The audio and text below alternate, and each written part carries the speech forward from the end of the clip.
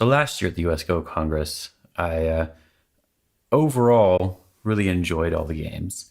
Near the end of the Congress, I felt like I was playing closer to how I really like to play. I wasn't trying to be too AI. I wasn't really trying to mimic anything. I was just playing the moves that I personally enjoyed. And this round five or game five here was the one that I thought was the best that showcased how I really enjoy playing. Even though I ended up losing this game, it was just a small reading error instead of it being the rest of my moves just not holding up to what my opponent was able to do. And so I was very happy with this. In this game, I am black, and my opponent is, of course, white. We start off by playing a very basic opening. This was the opening as black that I really wanted to play, which involves the enclosure here, the high enclosure of this corner.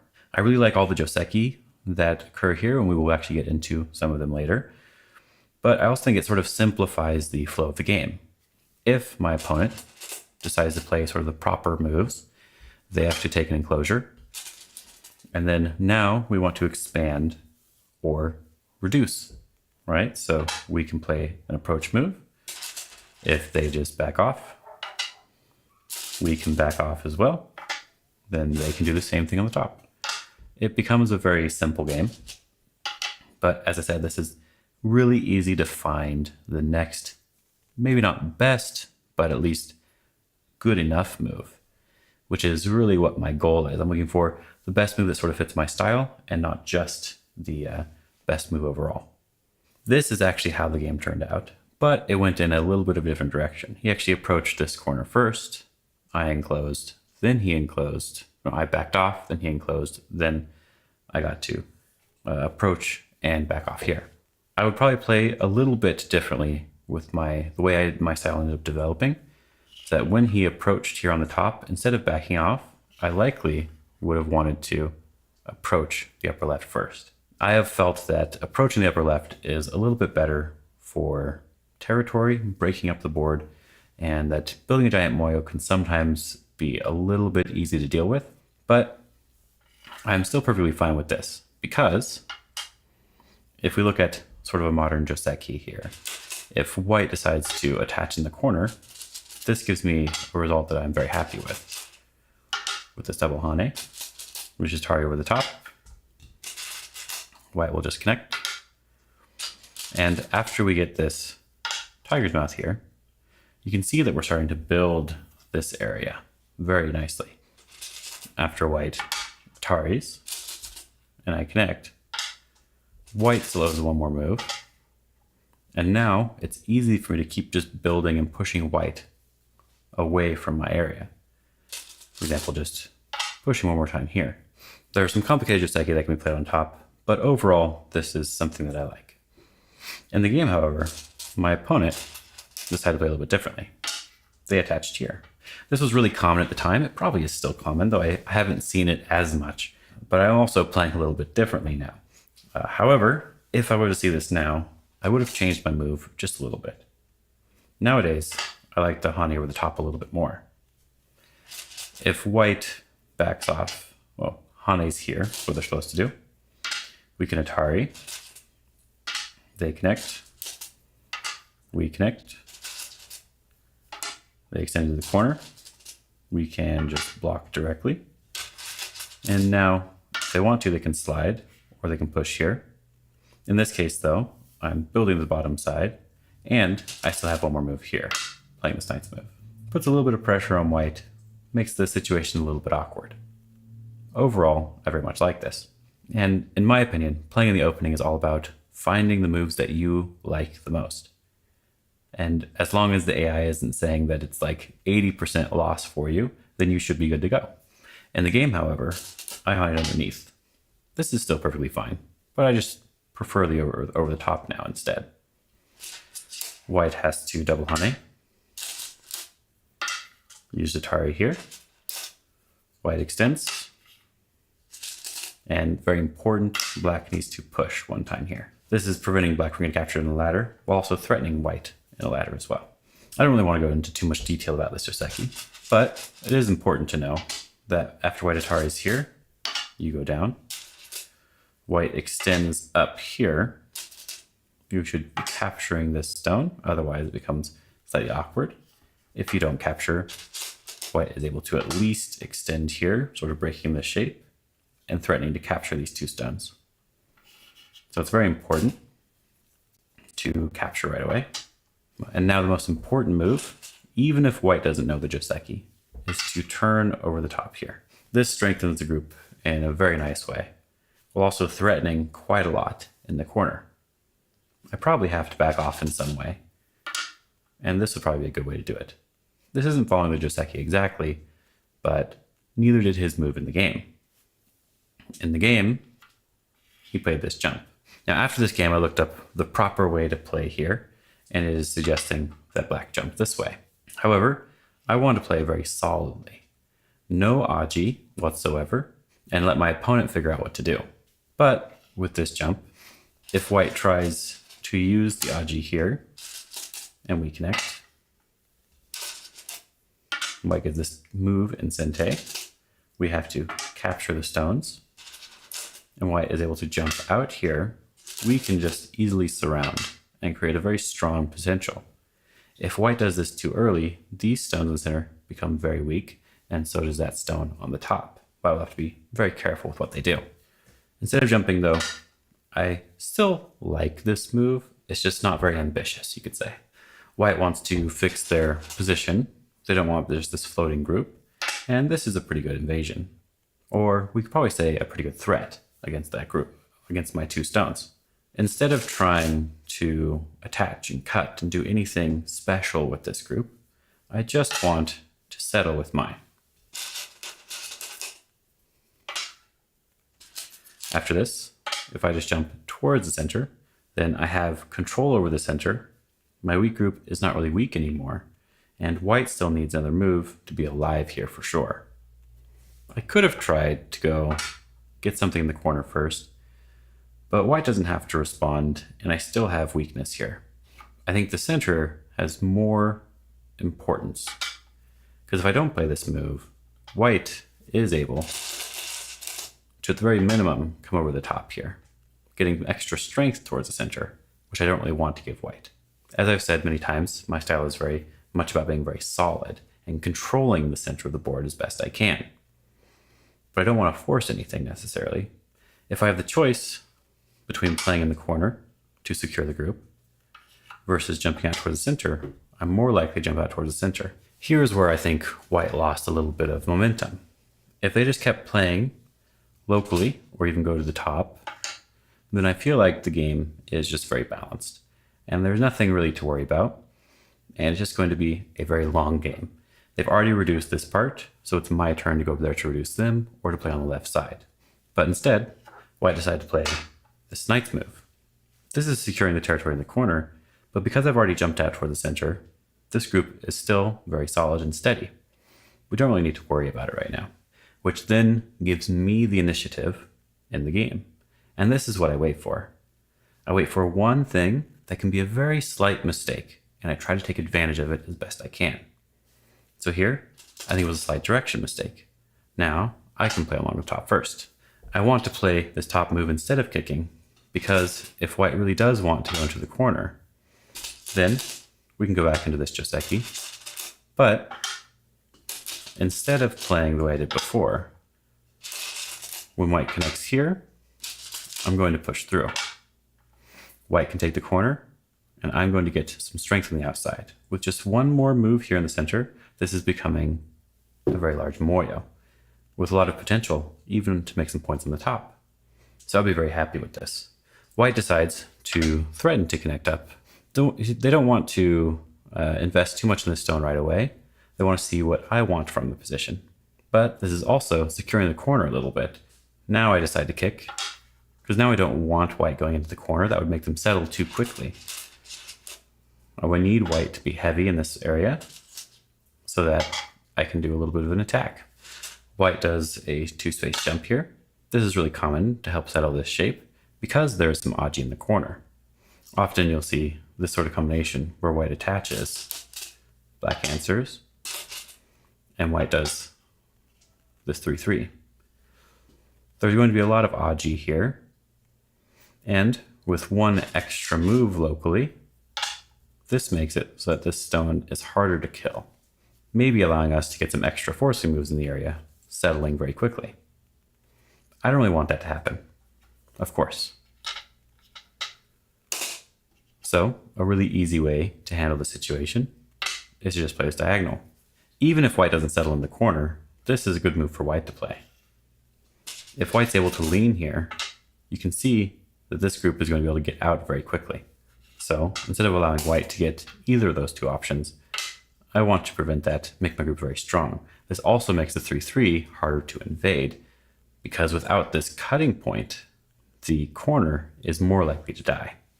Instead of defending again, white decides to put a little bit of pressure on my stones. If they can attack these two stones very strongly, then it'll be easier for them to escape with this group. But they didn't really actually like this move later on when we were discussing it. After I bump here, which is sort of a common Tesuji, they extend, and I'm able to block directly. This is allowing me to potentially connect up, and this is also protecting this cutting point. If they push and cut, I can capture the stones directly. So white wants to keep me as weak as possible, so they extend down here. But that feels a little bit heavy. It feels like white should have jumped out towards the center some more and just not worried about it. If I get to connect up, that'll be a lot of points, but it's not gonna be that big of a deal. So I just want to defend my group and move it out towards the center. In order to do that, I decided that this peep was a good way. This is making white a little bit heavier, and it's hard to answer it indirectly. They have to just connect. So I do it again. Just extend, and now we're peeping one more time. White has to connect like before. And I could jump out now. This is probably good enough. But at the time, it really felt like maybe I needed to push one more time. Because I think if white jumps here, even if I play another move, it seems like there is definitely some Aji here with the attachment. I probably don't have to worry about it, but there's a lot more reading here than I wanted to deal with. So I decided to simplify it a little bit more. Instead of jumping out with knight's move now, I push one more time. Before answering, white goes into the corner. If white can live in the corner, they don't need to answer. So this is a good time to ask. So I block, white pushes again. If I hane here, white's able to turn and capture a stone and just basically be alive right away. So I extend down. While I don't get as many points this way, I'm making sure that white is staying weak so that I can take advantage of that in the future. White answers. And now I can play the knight's move. You can see that I'm really focused on just playing very strong and solid in this game. It's exactly how I like to play, which is why I really enjoyed this game when I was looking at it later and when I was playing it at the time. White jumps one more time. And I decide to surround. White can't really escape towards the center anymore. And so now they have to live locally. It won't really be that difficult, but it's easy to panic in this sort of situation. My opponent does a good job though. They just play a very basic move. The dog's face here. This is often a pretty good way to try to make eyes. And technically, my group over here is not necessarily alive. So I just keep it very simple. Protect my group. Now it's alive. And now white still needs one more move. I could have done something a little bit better right now. I probably could have pushed now. Just like what white was doing when they were playing in the corner to ask if they could live, I want to play here now to ask if I can capture that and live directly as well. If white answers, they don't have any eyes on the top. But if white doesn't answer, I can just live by capturing a fairly large corner, and I don't really have to worry about any moves here. And they have to make 2 eyes directly. So it's a little bit of a mistake, but I'm not too worried about it. Just play here. I'm very solid. I got points. It's not going to be a big deal for me. White decides to connect. And now this group is basically alive. So my focus again is just protecting any weakness that I have and connecting up my stones. In this case, white's not alive here. I could be very aggressive and try to kill, but I just peep. I want to protect my elephant eye and force white to live locally. White decides not to answer the peep directly, and they play here. And again, instead of really forcing this group and making it run out towards the center, I want to keep my center connected. So I play this jump here. White attaches here in the corner. I answer once. White extends. I want to get a little bit out of this, so I extend down. And white answers. I got to secure this group a little bit more, so I don't have to worry about any cutting points in the center or later on. Now that everything is sort of connected up and very strong, I don't actually have anything to worry about in this game. I got some points, I got some strength, and now all I have to do is reduce white. And white actually has to be very careful. If I just play one move here, and white decides to just take the corner, it's possible that, for example, if white keeps backing off, this is something that actually happened a little bit later in the game. You can see how all of this is starting to become a little bit of a moyo. So if they back off too much and just take too much territory, I'm going to get some territory in the center. But if they focus too much on the center, I'm going to be able to reduce the territory on the sides. And this is a very comfortable position for me to be in, something that I really like to play. And that's why I really like this position, even though I think the AI says it's basically even, slightly better for black, at least at the time. However, instead of remaining calm and continuing on with this position, I got a little bit bloodthirsty. I had a chance earlier to push through here, and the group was in a lot of danger. Maybe they could live, and I think it was possible. Now the group is a lot stronger. They have at least one eye on the top, so they only need one more eye here. And so I was thinking, maybe I can kill. That would be a great way to end the game very quickly. And that was definitely the wrong move. So I attached here. This move isn't necessarily bad on its own. As long as I play this correctly, then the situation should still be good. White decides to attach here to try to live. There's a little bit of hiding eye space here in this area. If I really want to be aggressive, I probably could, but I just answer. I want to keep it simple. White plays in the corner. We have to Hane if we want to kill white. And then white Ataris. We just connect. White Ataris again. Just connect. And then white has one really easy move to live. And if they played this one, I probably would have actually played correctly in the game. Because right now, they can play this beautiful empty triangle. This is threatening eyes from two sides, one here and one here. That's one of the things you should need to look for when you're trying to live with a group, is you want to create Miai eyes whenever possible. If they do this, then I'll probably just answer on this side. It seems a little difficult to kill. It's really obvious at this point that it's going to live. White needs one more move now. And after this, I can Tanuki. But I did actually gain something from my first move here. What I gained was solidifying this right side. And now that this side is for sure points, the AI was giving me a little bit more of a win percentage.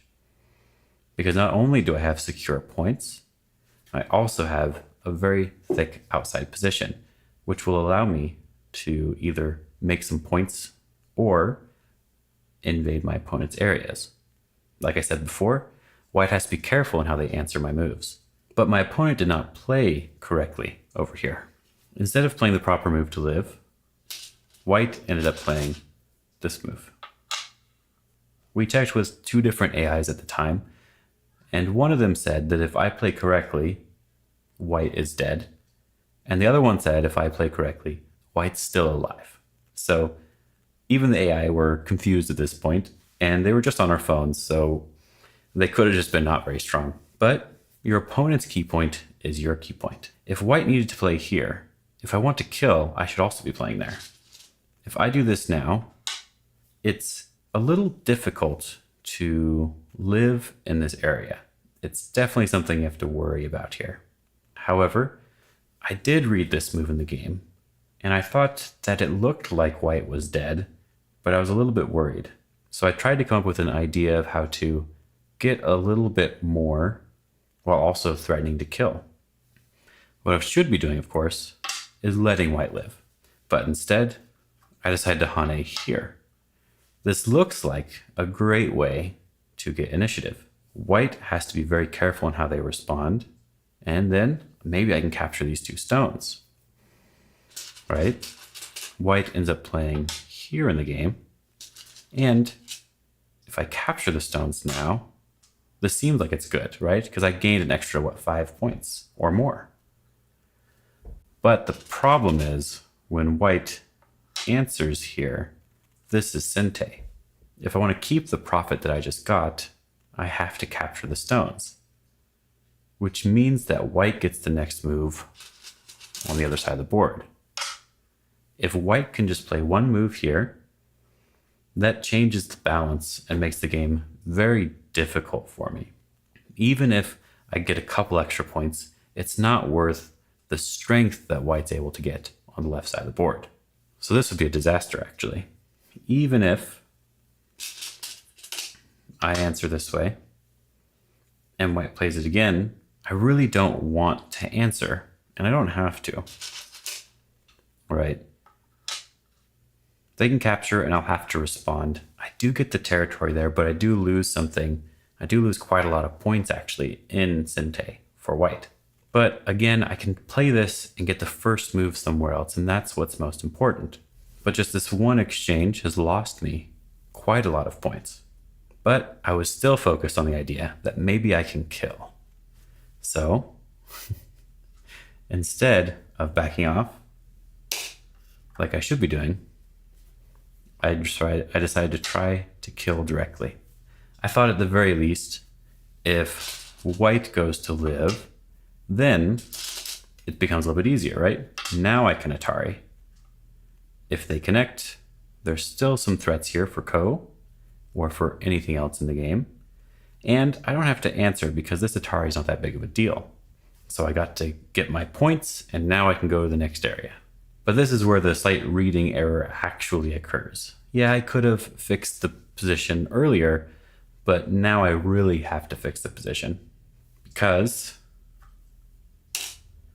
white doesn't have to play this move. White can actually just turn directly. I can't cut. That would be captured, and this group is not necessarily alive yet. Now, while the group will be able to live, it's not good to make your groups live small. You want your group to live with as many points as possible.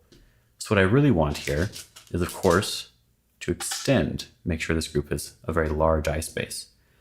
But if I do that and white captures, I've lost quite a lot of points here. So I can't answer here. I have to go for the kill. But white is able to Atari here.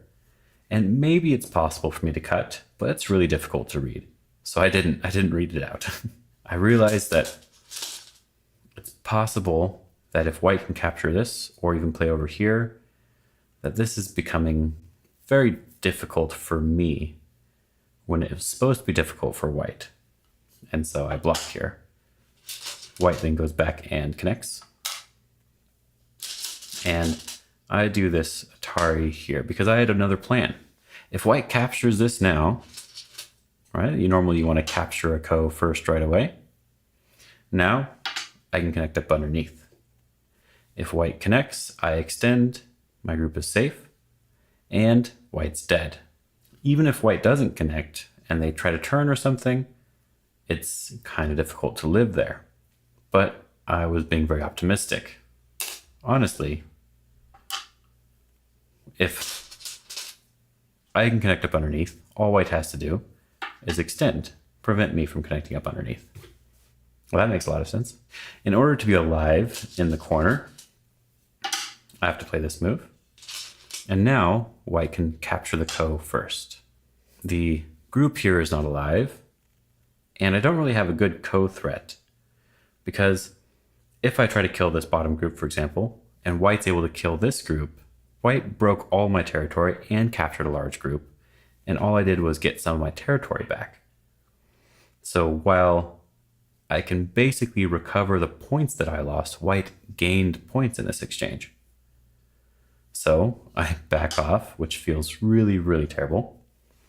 White is able to then connect for free, because I then have to answer one more time. With this group now being alive, white can just play one more move, and they're alive as well. Now I did move on to play other moves in the game, but this little reading error is really what cost me the game here. Even if the game ends up being a little bit closer later on, it was never close enough for it to matter after losing all of this. If I got to play here without even playing anything else, and white took a moment to reduce this area, that would give me a moment to play another move on the left side. It would be an equal exchange. White getting this for free is not an equal exchange. So while I was in a very good position, one reading error, one error in judgment, you could say, I wanted to kill. I thought too much about killing, or that maybe my move is good enough so that if they live, I can take this Incente, which I could have done multiple times, but I just went too far with it. And the game ended up with me resigning later on. Now I'm still very happy with how I played the earlier part, because I put myself in a position that I really enjoy. And I think I would probably win 90% of the time against someone my own strength, not someone stronger necessarily. After looking at this game now, I can be fairly confident in saying that I would probably not make this same mistake if I played the same person here, right? If I was playing the same game, I would have realized that this was a mistake and that it didn't work, and that even if I could kill, the easier way to play would secure a potential victory as well. So I do think I have fixed that aspect of my play. So if you guys enjoyed this game, this was round 5 of the US Open of 2023. Even though I made this mistake, I am still quite happy with this game. Hopefully I can do better this year, but the most important thing is not necessarily winning, but being happy with the way I played. Hope you guys have a good day and have fun.